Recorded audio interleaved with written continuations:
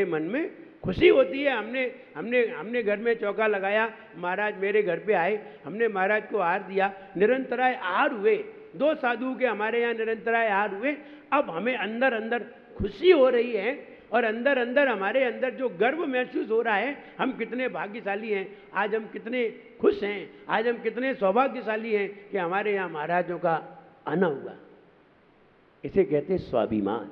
अंतर में कोई कार्य करने से अपने अंदर में खुशी हो, किसी को बता नहीं रहे हैं, अपने अंदर में खुश हो रहे हैं, इसे कहते स्वाभिमान। स्वाभिमान, अभिमान, दूसरे को नीचा दिखा रहे हैं तो अभिमान, और सम्मान, कोई अपनी कंडीशन से ऊंचा कार्य किया इसे सम्मान कहते हैं। तो सम्मान, अभिमान, स्वाभिमान।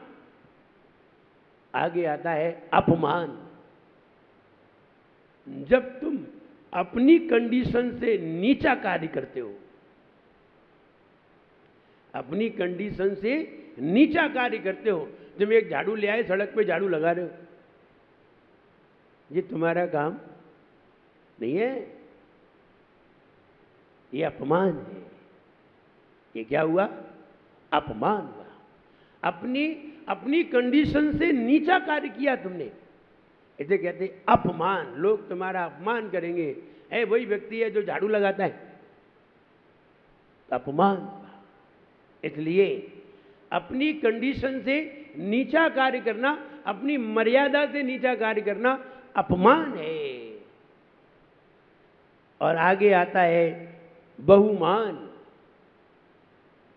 हमने किसी से ज्ञान प्राप्त किया जो हमारे लिए सम्माननीय है, हमारे लिए गुणाधिक हैं, जिनके गुण अधिक हैं, हम उनकी प्रशंसा करते हैं, हम उनका बहुमान करते हैं। कोई हमारे सामने उनकी बुराई करके देखे तो हमें गुस्सा आ जाती है, इसे कहते हैं बहुमान।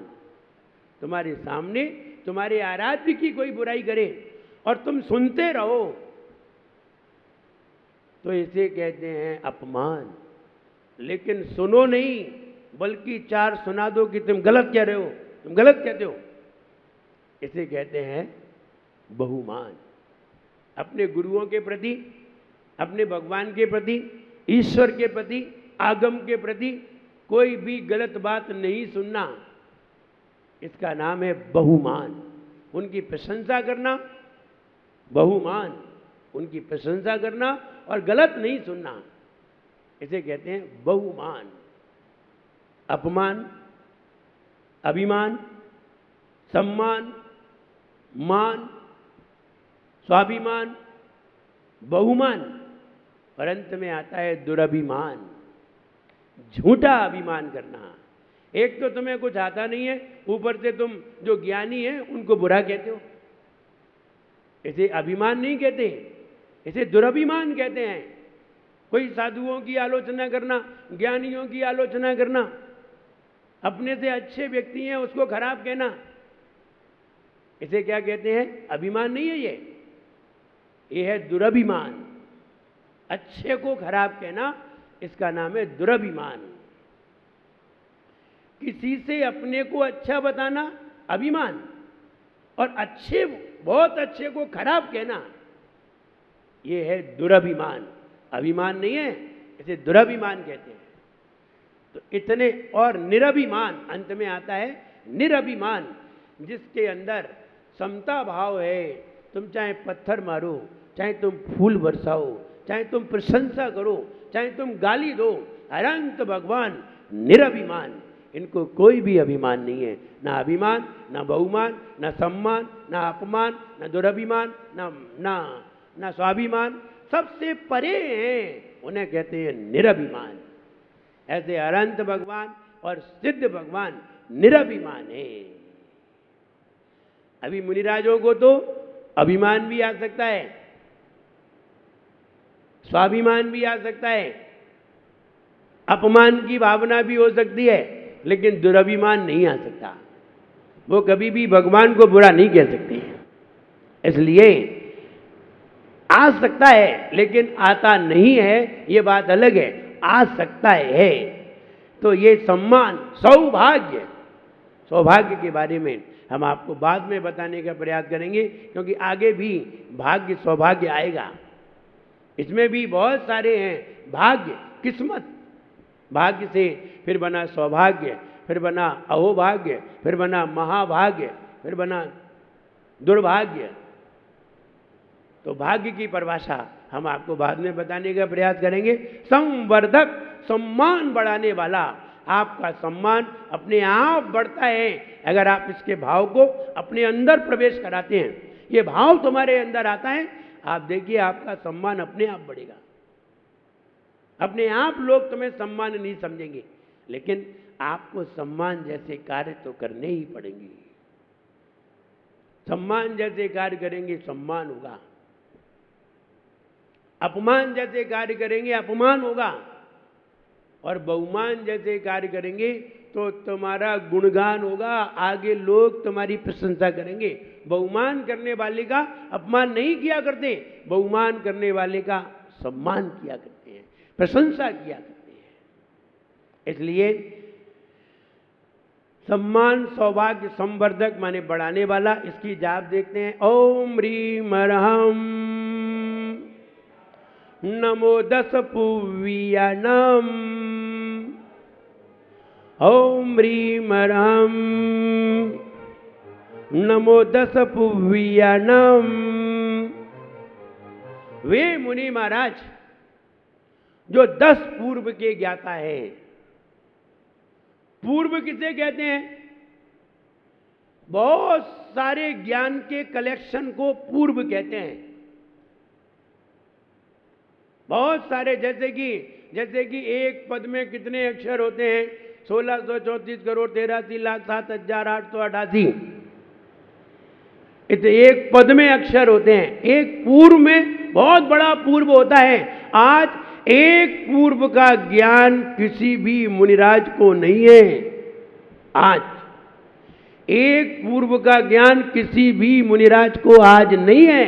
एक क्या, 1/4 पूर्व का भी ज्ञान नहीं है आज। इतना कम ज्ञान है।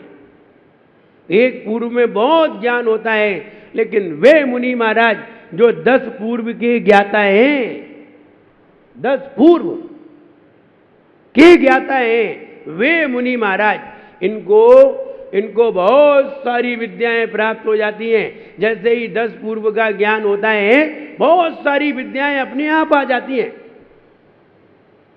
ये सोना बनाने की, चांदी बनाने की छोटी सी विद्याएं हैं। 1-2 पूर्व का ज्ञान हो तो सोना बनाना आ जाए। एक पूर्व का भी ज्ञान नहीं हो तो सोना बनाना आ जाए। ऐसे मुनिराजों की ये सारी विद्याएं होती हैं। वे सोने के महल खड़े कर दें, ऐसी विद्याएं होती हैं। सोने के मंदिर खड़े कर दें, भाई मंदिर के मंदिर, दीवार की दीवार सोने की बना दें। ये विद्याएं जिनके पास हो, लेकिन ये विद्याएं मुनिराज के पास होती हैं, और मुनिराज कभी सोना बनाते नहीं है। और तुम्हें ये विद्या हो जाए तो क्या हो?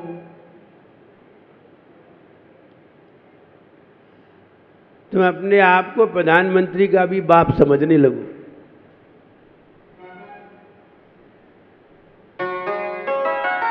इसलिए तुम्हें ये वाली विद्याएं नहीं दी गई। ये विद्याएं सिर्फ मुनिराजों को दी गई हैं। सोना बनाने की विद्या मुनिराजों को मालूम है। हाँ, मुनिराज की कृपा हो जाए, मुनिराज की कृपा हो जाए तो वे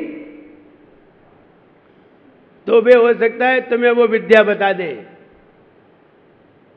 मुनिराज की कृपा हो जाए तो। और ऐसा नहीं है मुनिराज की कृपा नहीं हुई, जिन पर हुई है उनको बताया, और उनको सोना बनाना आता भी था। सोनागिर कितने लोग गए? ज्यादातर लोग गए। 20पंथी कोठी देखी, ऊपर जितना भी सोना लगा है, सोना बनाने वाले ने सोना लगवाया है, खरीदने वाले ने नहीं। बनाने वाले ने सोना लगवाया है। क्या उन्हें सोना बनाना आता था? हाँ, आता था। सोना बनाना आता था, तभी तो उन्होंने इतना लगवाया। ग्वालियर का मंदिर, स्वर्ण मंदिर, और ग्वालियर में 2-2 स्वर्ण मंदिर हैं। भट्टारकों के बनवाए हुए ये इन्हें सोना बनाना आता था। खूब बनाते थे, खूब कहते थे लगाओ, अपने घर का सोना है, कौन बाजार से खरीद के लाना है 35,000 रुपये तो ले, घर का सोना है। लेकिन उन्हें ही आता था, और जिनको ये विद्या आती है उनके लिए एक शर्त लगाई जाती है, शर्त बता दी जाती है, अगर तुमने अपने लिए ये सोना बनाया उसी दिन ये विद्या खत्म हो जाएगी। हाँ, भगवान के लिए, मंदिर के लिए, धर्म के लिए आप ये काम कर सकते हो, वरना ये विद्या दी नहीं जाती। ये विद्या तभी दी जाती है जब वो व्यक्ति को प्रतिज्ञा करवा दी जाती है, और जिस दिन वो प्रतिज्ञा भंग करेगा उसी दिन उसकी विद्या समाप्त हो जाएगी। इसलिए हर किसी को सोना बनाने की विद्या नहीं है। समय सार जी में 231 नंबर गाथा में सोना बनाने की विधि लिखी है, लेकिन तुम बना नहीं सकते। विधि लिखी है, सामान लिखा है, लेकिन कैसे बनाया जाएगा ये नहीं लिखा। क्यों नहीं लिखा? नहीं लिखा। जब उन्हें आता था तो लिखा क्यों नहीं? नहीं लिखा। सामान लिख दिया, आप बना के दिखा दो। अगर तुम्हारे पास नमक हो, मिर्च हो, मसाले हो और सब्जी हो, लौकी हो, तोरई हो, तो क्या तुम सब्जी बना लोगे? हाँ, बना ले। कैसे बना लोगे?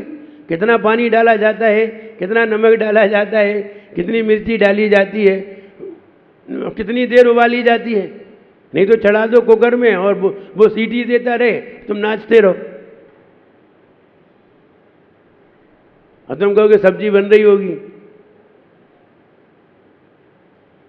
व्यक्ति ने अरहर की दाल चढ़ा दी कुकर में, कुकर ने 1 सीटी दी, 2 सीटी दी, 3 सीटी दे दी। उसे मालूम ही नहीं कि सीटी का मतलब क्या है। उसे सीटी का मतलब ही नहीं मालूम, तो देते रहने दो सीटी, ये तो बजाते ही रहते। 3 सीटी दे दी, उसने दाल उतारी ही नहीं। कुकर को गुस्सा आ गई, लास्ट में उसने दाल की कड़ी बना के रख दी। देखो अब दाल कहाँ है? अब वो ढूंढ रहा है, तो अरहर की दाल कहाँ है? अरहर तो दिखाई नहीं दे रही। तो क्या तुम्हें वस्तु मिल जाए तो क्या तुम्हें बनाना आ जाएगा? नहीं, बनाना थोड़ी आ जाएगा, नहीं आ जाएगा। एक कंप्यूटर को खोल करके रख दिया जाए, तुम्हें सामान दे दिया जाए, कहो कि कंप्यूटर बनाओ, तो क्या तुम बना लोगे? सामान मिलने से कोई चीज बनाना नहीं आ जाती। और सामान मिलने से तुम बनाना सीख गए होते तो फिर मजे ही मजे होते। तो सामान तो बता दिया कुंद भगवान ने, इन चीजों से सोना बनता है, लेकिन तरीका नहीं बताया कि कैसे बनता है। खैर, सोना बनाने की लंबी कहानी है, कभी आएगा समय फिर बताएंगे कि एक ने सोना बनाया, ऐसा रसायन बनाया, फिर बताएंगे। तो हम ये कहना चाहते हैं कि ऐसे मुनि महाराज जिनको ऐसी 700 विद्याएं, 700 लघु विद्याएं और 500 महाविद्याएं प्राप्त हो जाती हैं, 10 पूर्व के धारी होते हैं, 1200 विद्याएं जिनके पास होती हैं हाथ में, जब भी वो जो कार्य कराना चाहते हैं करा देते हैं। वे मुनि महाराज 1200 विद्याएं जिनके पास खड़ी हुई हैं, हाथ जोड़ करके यूं बताओ क्या कार्य करना है। उनको अगर मुनिराज आदेश दे दें, जाओ आज सूरज को बंद कर दो, सूरज आए ही नहीं, पता ही नहीं चलेगी सूरज कहाँ है। उनको आदेश दे दें, आज चंद्रमा को बिल्कुल छुपा के रखना, चंद्रमा दिखेगा ही नहीं। आदेश हैं उनके, वो आदेश दे दें, ये सामने जो नदी बह रही है, ये नदी का पानी पूरा हटा दो, पानी ही गायब कर दे। ऐसी ऐसी विद्याएं जिनके पास हैं, वे मुनि महाराज 10 पूर्व के ज्ञाता हैं, जो आज जो दर्शन स्वामी हैं, जिन्होंने सबसे पहले जैन धर्म का शास्त्र लिखा, वे भी एक पूर्व का 280वां भाग जानते थे। उतना भी ज्ञान नहीं था उन्हें, 280वां भाग भी उन्हें ज्ञान नहीं था। उन्होंने जितने ग्रंथ लिखे हैं, आज जितने भी ग्रंथ हैं, सब उनकी ही देन है। समझिए एक पूर्व कितना बड़ा होता है। 10 पूर्व के ज्ञाता वे मुनि महाराज विदेश क्षेत्र में विराजमान है, इन्हें सारी विद्याएं प्राप्त हो जाती हैं। वे मुनि महाराज, उन मुनि महाराज के लिए मेरा मन वचन काय से प्रणाम होवे, ऐसी विद्या मुझे भी प्राप्त हो। विद्या 3 प्रकार की होती है। नंबर 1 कुल विद्या, नंबर 2 जाति विद्या, नंबर 3 तप विद्या।